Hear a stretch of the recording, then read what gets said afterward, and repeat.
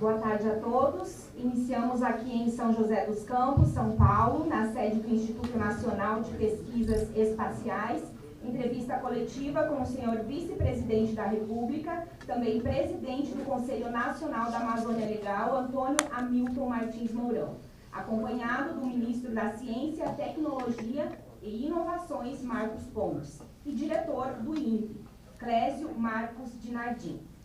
A coletiva está voltada à divulgação dos números provisórios do projeto de monitoramento da Amazônia e demais biomas, PRODES, e visita ao satélite Amazônia 1. Iniciamos com a pergunta do jornalista Pablo Mundinho, da TV Brasil. Assunto satélite Amazônia 1.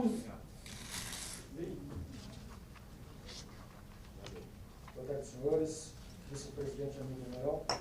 Minha pergunta é Pablo, da TV Brasil.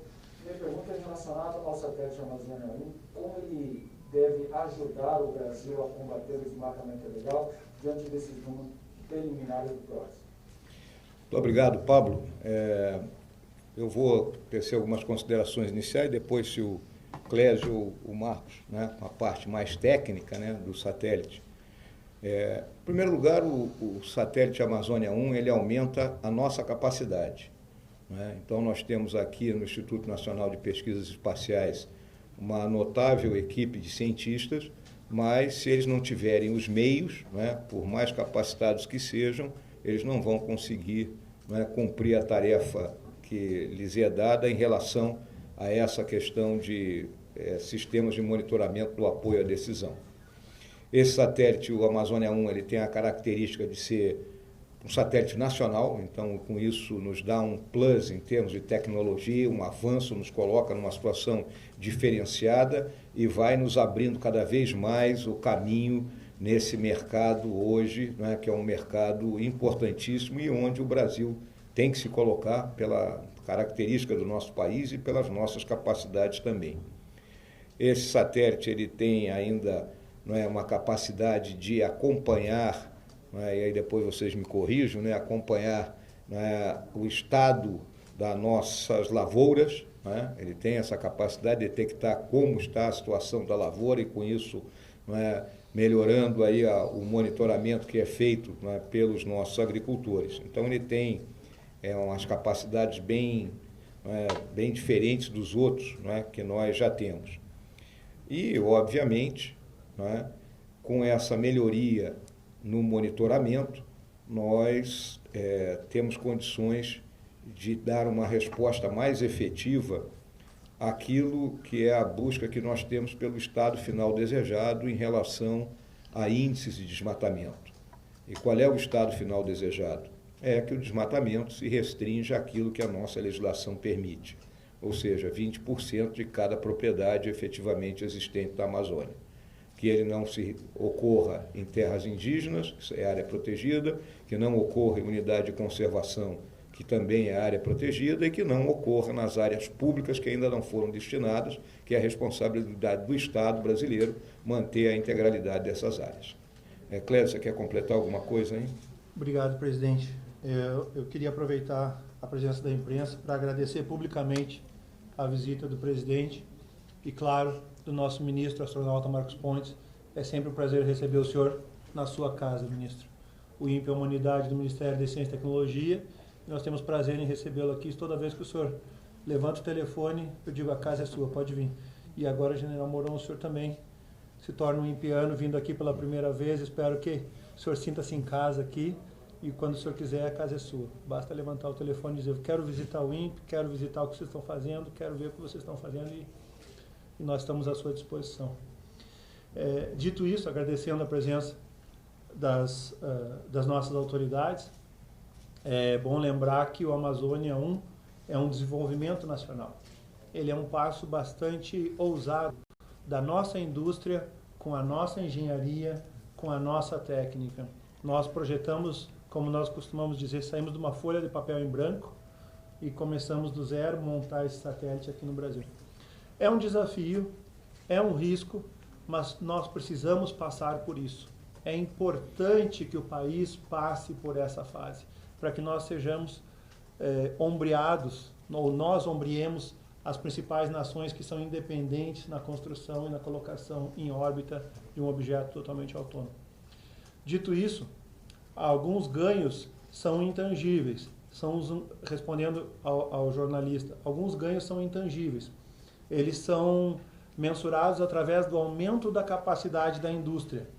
Quando nós exigimos da indústria que ela se prepare, se eleve de nível para responder a uma demanda técnica de um nível que vai voar, um nível de alta prontidão, a indústria tem que ganhar um novo patamar. E se ela se qualifica para esse tipo de expertise, ela certamente consegue competir melhor no mercado globalizado e internacional.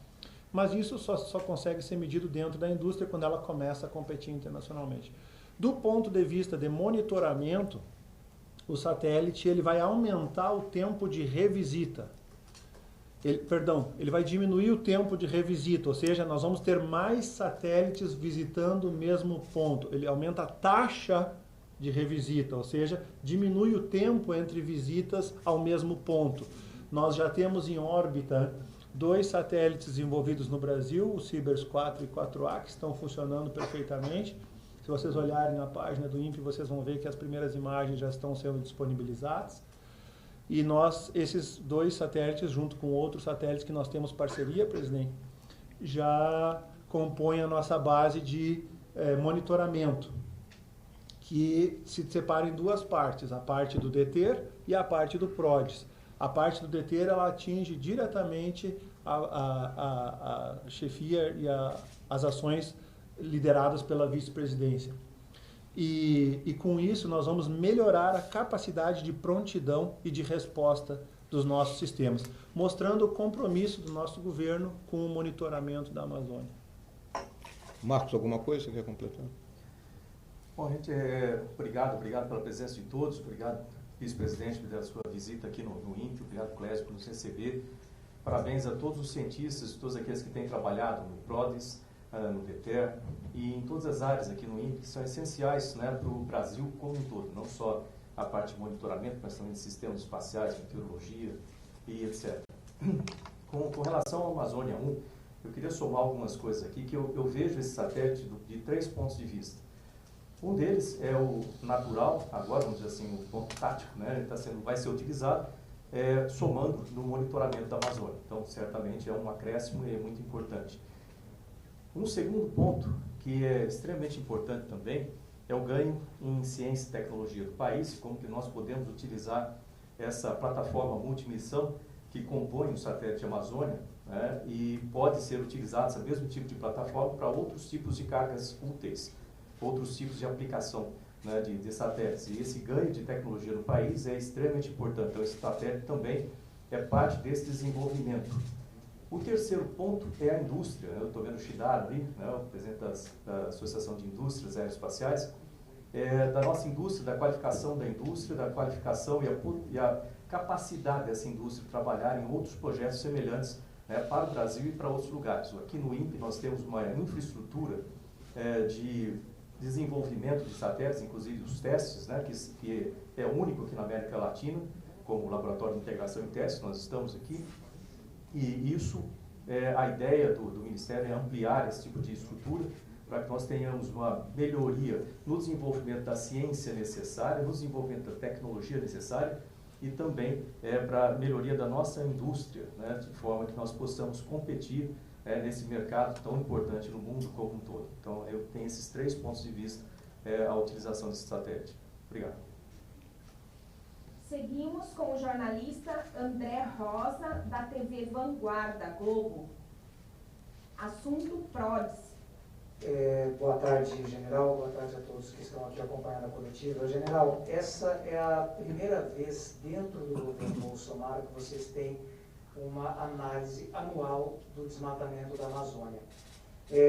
Esse ano consolidado, né, ainda vai fechar, mas pelas projeções, esse ano vai ser o ano com o maior desmatamento desde 2008. O governo anunciou já no passado algumas medidas para poder conter o avanço do desmatamento da Amazônia, só que esses dados eles ainda continuam aumentando. Como que o senhor faz essa leitura e qual que é a análise desse ano fechado no governo Bolsonaro de aumento do desmatamento na Amazônia? Muito bem, André, muito obrigado aí pela pergunta, né, muito clara, né? Desde o momento que o Conselho Nacional da Amazônia Legal iniciou suas atividades e quando nós conseguimos lançar a Operação Verde Brasil 2, que ela ocorreu em maio, eu deixei muito claro, né, para todos os companheiros da imprensa que nós tínhamos começado atrasado. Em nenhum momento eu peguei e disse que nós estávamos, né, já estávamos num caminho certo e que não era a verdade isso aí. Né? Tanto que o presidente tomou a decisão de recriar o Conselho, né, e aí nós fomos nos organizando até que a partir de maio se viu a necessidade, né, do emprego das Forças Armadas em apoio aos órgãos de fiscalização ambiental. O que nós temos visto, né, e que é aí que eu quero te dizer, é que a partir daí iniciou-se um processo de tendência à redução da área desmatada. Né? Então nós estamos hoje vivendo esse processo. Tanto que as estimativas que nós tínhamos eram estimativas mais negativas ainda para esse resultado que está sendo apresentado. Era uma estimativa que nós teríamos um aumento de 20% em relação ao ano passado. Deu 9,6, não é nada para comemorar, muito pelo contrário. Conforme eu falei aqui, o nosso estado final desejado é não ter mais desmatamento ilegal em hipótese alguma dentro da Amazônia. Tá? É isso que nós estamos lutando. Então nós vamos continuar com a operação está estendida até final de abril do ano que vem. Já estamos planejando, né, operações, né, a partir dali, utilizando os meios disponíveis, que nós sabemos a situação fiscal que o país se encontra e a dificuldade da gente conseguir alocar mais recursos para esse tipo de atividade. Então, nós temos que trabalhar com o que tem, entendeu? Essa é a nossa visão dentro do Conselho e o Conselho está planejando isso e irá apresentar a partir do momento que nós tivemos esse planejamento pronto e aprovado pelo presidente da República. Também é importante que todos, né, tenham consciência, né, que nós temos uma visão clara. O desmatamento ele ocorre primordialmente em 4 estados da Amazônia. 4 estados, eles são responsáveis aí por praticamente 80%, 85%. Né? O Pará tem 47% do desmatamento, então desses 11 mil quilômetros aí, 4.700 estão, mais de 5 mil, aliás, perdão, mais de 5 mil quilômetros estão no Pará.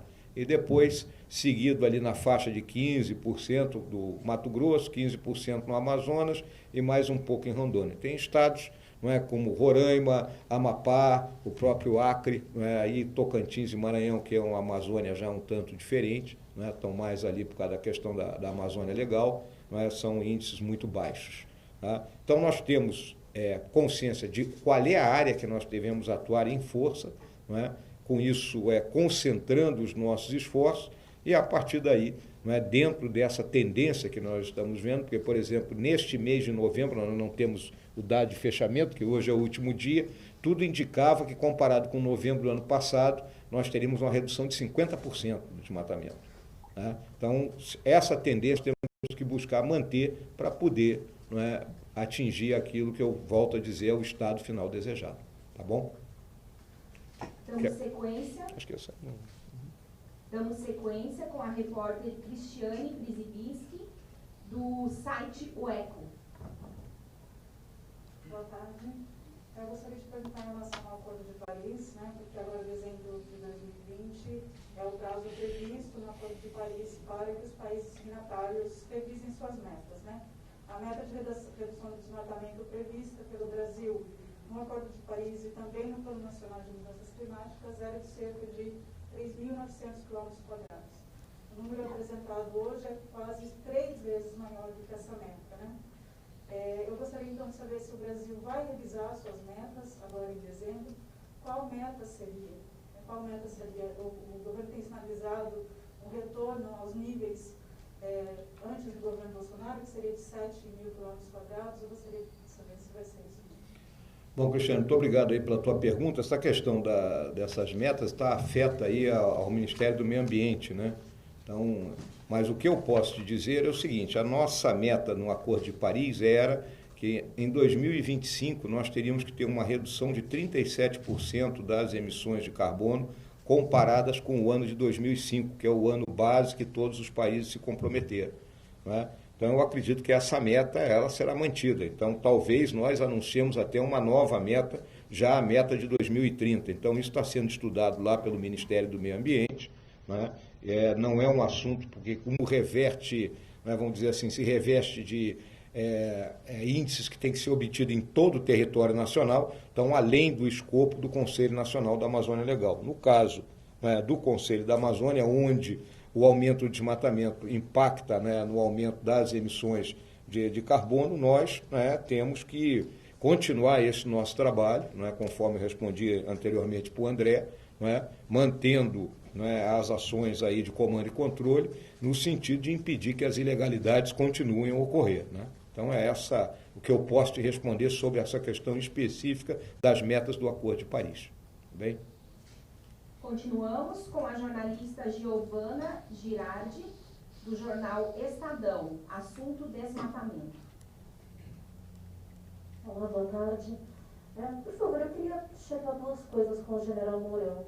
Primeiro, o senhor comenta que o Conselho da Amazônia chegou muito tarde, né, ao combate ao desmatamento. Mas o governo Bolsonaro começou em janeiro do ano passado. De lá para cá, foram 34% de aumento no ano passado, agora mais 9,5%. A gente soma aí, né, mais de 40% de aumento em relação a antes da gestão Bolsonaro. E a primeira pergunta é, o senhor quer dizer com isso que antes não vinha se combatendo o desmatamento, ao dizer que o Conselho da Amazônia chegou muito tarde? E segunda questão, voltando a essa meta que a Cristiane comentou, agora em 2020 o Brasil tinha uma meta estabelecida numa política nacional de chegar a 3.900 km², está muito mais alto. Por que o desmatamento só subiu nesse período em vez de cair? Muito obrigado, Giovana. A tendência ao desmatamento, ao aumento do desmatamento, quando você olha a curva que está no próprio documento aí que o INPE distribuiu, né, ela vem desde 2012, né, ascendendo, teve uma pequena queda ali, uma ligeira queda no ano de, acho que 2016 ou 2017, e depois voltou a subir, né? Então, essa é uma tendência de subida que vinha ocorrendo, né? O ano passado, né, nós já pegamos o resultado PRODES, ele pegou metade sob a gestão do presidente Bolsonaro e outra metade sob o governo anterior, né? Uma coisa eu deixo bem clara, é nossa responsabilidade fazer cumprir a lei, né? Então é isso que nós temos que buscar em todos os momentos, né? Esse é o ponto mais claro. Nós, conforme eu respondi anteriormente, aí nós temos hoje a noção bem exata de onde estão ocorrendo os principais problemas, né? E com isso, né, eu vejo que nós temos capacidade de agir de forma, digamos assim, mais proativa, né? Agindo antes do que o ilícito aconteça. Não adianta eu chegar depois, né? Eu tenho que, depois que o cara passou com o trator, eu chegar lá, prender o trator e prender o coitado do motorista do trator, senão, no final das contas, é inócuo, porque o mal está feito. Então, nós temos que evitar que o mal ocorra. E são várias ações, né? Então, as ações não só, não é, em cima do ilícito propriamente dito, mas como em cima das consequências do ilícito. Então, nessa nossa Operação Verde Brasil, para você ter uma ideia, nós apreendemos aí em torno de 180 mil metros cúbicos de madeira extraída ilegalmente. As ações da Polícia Federal no sentido de estrangular o comércio ilegal de madeira também vem avançando. Também existe comércio ilegal de minério, porque quando se fala em exploração mineral da Amazônia, a maioria das pessoas tem na imagem aquele garimpeiro que está, não é, com a draga ou com a bateia. Não, nós temos exploração ilegal de manganês, né? Nós apreendemos no Porto de Barcarena, lá no Pará, mais de 140 mil toneladas de manganês extraídas ilegalmente. E manganês, eu costumo comentar, não é algo que você venda na feira, né? O ouro tu leva numa bolsinha e vende na feira, mas manganês não. Então, as dimensões das ilegalidades que vinham sendo cometidas são grandes e, para isso, necessita de ações realmente eficazes. Então, a gente não foge, não é, daquilo que é nossa responsabilidade, não foge daquilo que são os números reais, né? Não podemos, né, fugir disso aí, né? E temos que melhorar isso aí, né? Temos até 2022 para colocar esse assunto em ordem e levarmos ao ponto que nós julgamos que é o ponto lógico. Se fala aí, por exemplo, nessa questão que o número que foi dado é a 3.900 quilômetros quadrados por ano. Não é? Quem é que disse que 3.900 quilômetros quadrados corresponde ao que a nossa legislação, né, prevê? Né? São os 20% que podem ser desmatados em propriedades efetivamente existentes. Eu acho que a gente tem que olhar o bioma Amazônia, ele tem 4,2 milhões de quilômetros quadrados. Não é? Metade disso é a área protegida, então, em hipótese alguma, essas áreas podem estar sendo desmatadas. Não é? Sobram outros 2 milhões de quilômetros quadrados, que parte deles já é propriedade, né, de entes privados, e parte são aquelas famosas terras públicas, onde ocorrem algumas das grandes ilegalidades, principalmente pessoas que avançam em cima daquela terra, ou desmatam, não é? Ou então buscam uma ocupação para, num futuro, não é, se colocarem para receberem, né, algum título daquela terra. Então, é uma matéria complexa e que tem que ser combatida pelo conjunto do governo. Daí, então, a grande responsabilidade do Conselho Nacional da Amazônia Legal nisso aí. A responsabilidade é minha. Seguimos com o repórter Alexandre... Só um instantinho aí, o ministro Marcos Pontes quer completar aqui. Eu só gostaria de somar o seguinte com isso, né? Esse trabalho conjunto, né, coordenado pelo Conselho Nacional da Amazônia Legal, tem a participação de muitos ministérios, é uma das coisas que nos dão uma probabilidade muito maior de consertar essa situação, de melhorar essa situação.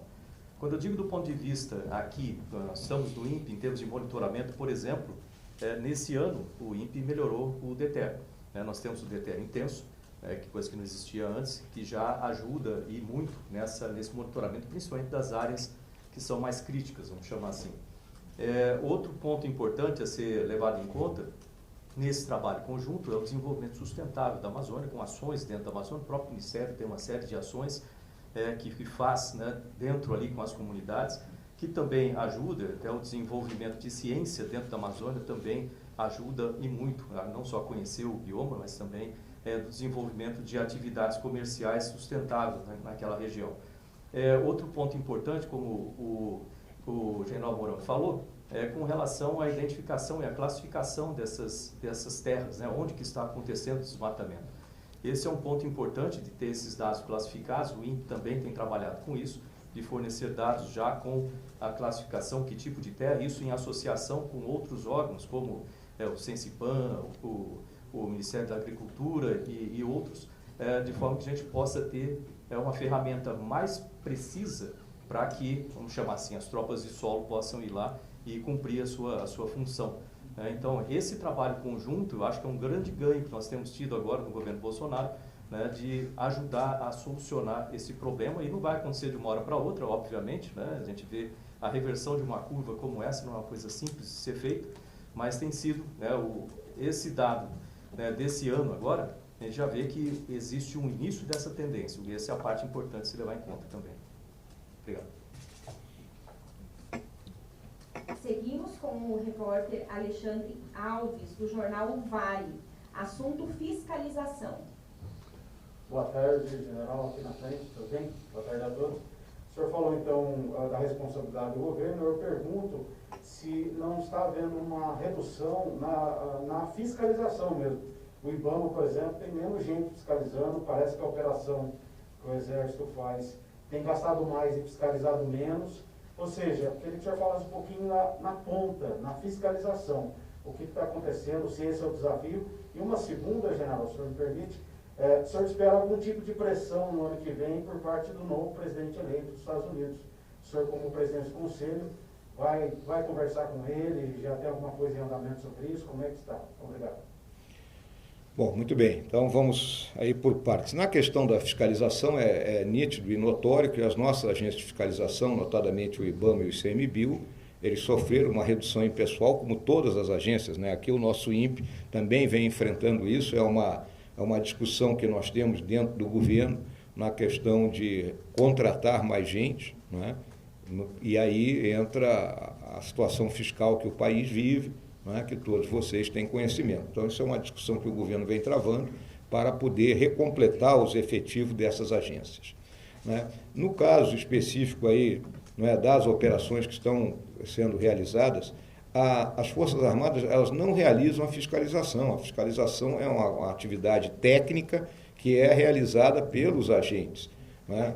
O que as Forças Armadas propiciam? Propiciam o apoio logístico, ou seja, o transporte. Vamos lembrar que a Amazônia, o transporte, ou é de barco, não é? Ou é de helicóptero, ou é de avião, não é uma região onde o tempo é contado em dias e semanas e não em horas, é totalmente diferente daquilo que nós estamos acostumados aqui no Centro-Sul, onde você está numa cidade, pega seu carro e se desloca para outra tranquilamente. Lá não existe isso, né? Lá é horas e horas, semanas, dias de barco até você chegar ao seu destino. Daí a necessidade, né, desse monitoramento mais, digamos assim, mais a miúde, para que a gente consiga, não é, se antecipar ao problema. Então, dessa forma que a fiscalização está agindo, e principalmente a partir do momento que as Forças Armadas se retirarem, em final de abril, essa que é a nossa preocupação, de nós termos um planejamento com, vamos dizer, com os meios existentes, que não adianta a gente querer achar que teremos outros meios, que não vamos ter, e sermos eficientes e eficazes com esses meios. Então, é isso que nós estamos trabalhando aí dentro do Conselho Nacional da Amazônia Legal.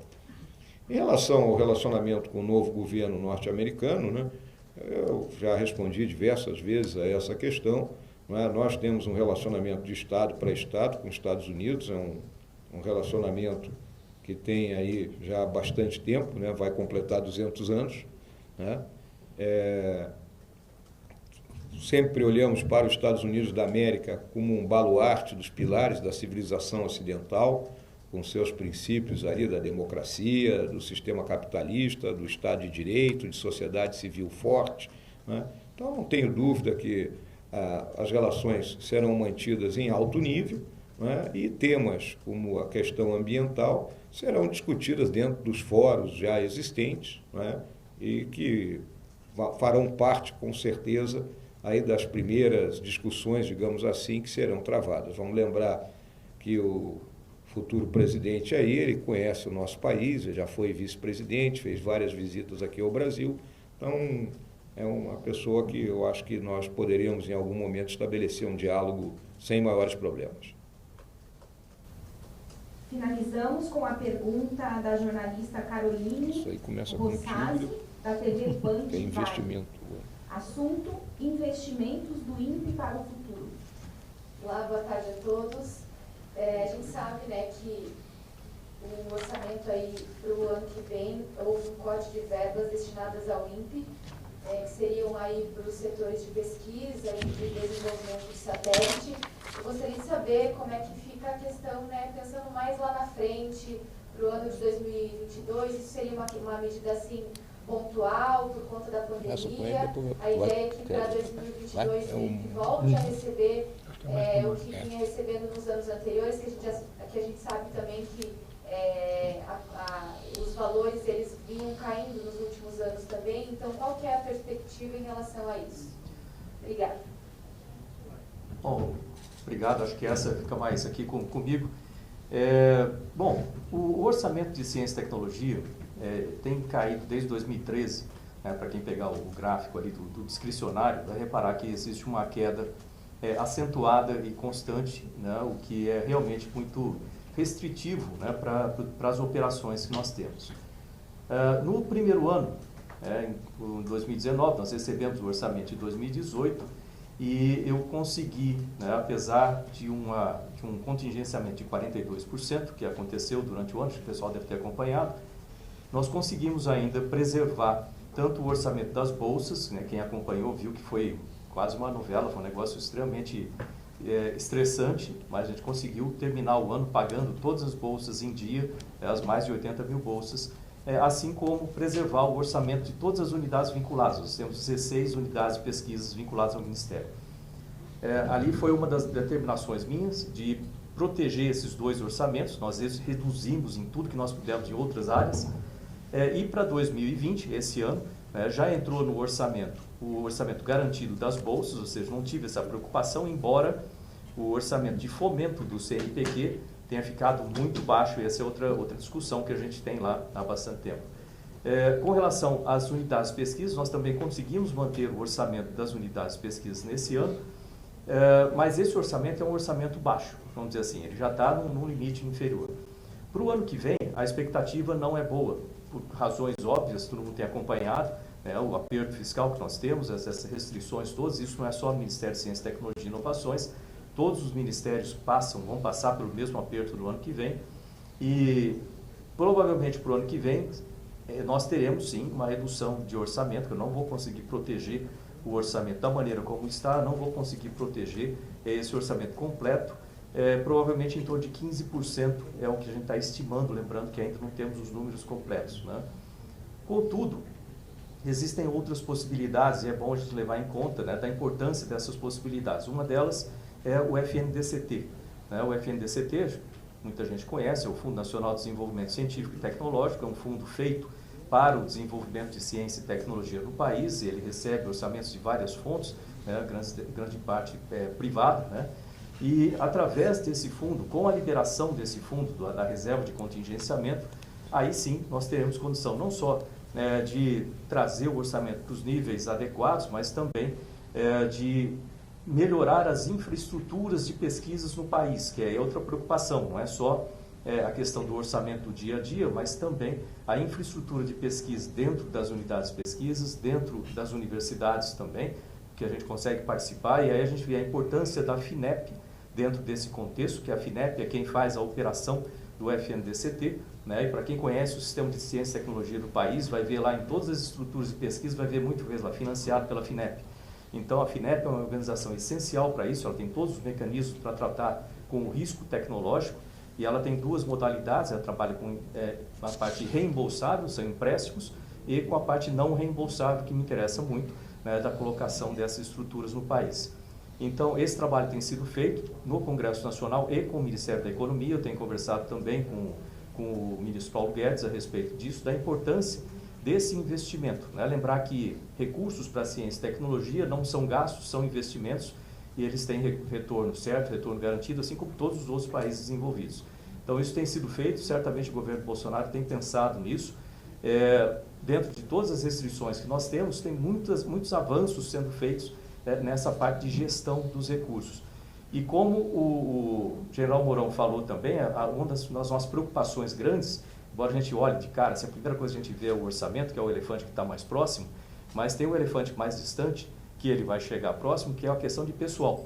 Então, nós temos a necessidade de reposição de pessoal em todas as nossas unidades de pesquisas. E isso é uma coisa que também tem sido discutido com o Ministério da Economia, das possibilidades e das maneiras que nós temos de aumentar isso. Lembrar que um pesquisador não é fácil de você repor, ele exige todo um treinamento, exige toda uma formação. Então, isso também tem sido trabalhado em paralelo. O tempo é impressionante, mas o tempo passa muito rápido aqui, nós estamos há 2 anos, né? Então é um trabalho que tem sido feito constantemente. Infelizmente, nós tivemos a Covid, que impactou de forma geral, né, o Ministério, todos os ministérios. O Ministério tem tido uma atuação muito grande, né, com relação à Covid. Quem acompanha no site lá do Ministério, se entrar em gov.br/MCTI, consegue ver lá uma série de ações que têm sido feitas pelo Ministério, tanto no combate direto ao Covid, também nos impactos ao Covid, né, e na recuperação que vai ser necessário a parte de inovações. Então, a gente tem trabalhado muito na questão das empresas, das pequenas empresas, startups, para ajudar a recuperar o país, e esse mesmo tipo de conceito também pode ser trazido para dentro das unidades de pesquisa, esse trabalho junto com o setor privado. O trabalho junto com o setor privado é essencial. Quando a gente vê países como Israel, por exemplo, você fala, tem 4% investidos em ciência e tecnologia do PIB. 1% é público, 3% privado. Então, é importante a gente ter essa participação e tornar esses projetos, essas pesquisas, a aplicação dessas pesquisas atrativas para o setor privado também. E esse é um trabalho que tem sido feito dentro do Ministério com as unidades de pesquisa, com a ajuda de todos os diretores, tem tido um resultado bastante importante. Mas, de novo, igual a questão do desmatamento, não é uma coisa que você faça um dia para outro, tem sido feito, isso é uma mudança estrutural, né, que vai ajudar muito o futuro da ciência, tecnologia e das inovações do país. Obrigado. Encerramos esta coletiva com o senhor vice-presidente da República e também presidente do Conselho Nacional da Amazônia Legal, Antônio Hamilton Martins Mourão, e também com o ministro da Ciência, Tecnologia e Inovações Marcos Pontes, com o diretor do INPE, Clésio Marcos de Nardim. Agradecemos a todos os veículos de comunicação que se fizeram presentes por meio de seus profissionais. Desejamos a todos uma boa noite. Eu queria agradecer a todos, tá? Muito obrigado aí pelas perguntas, né? E uma boa semana de trabalho.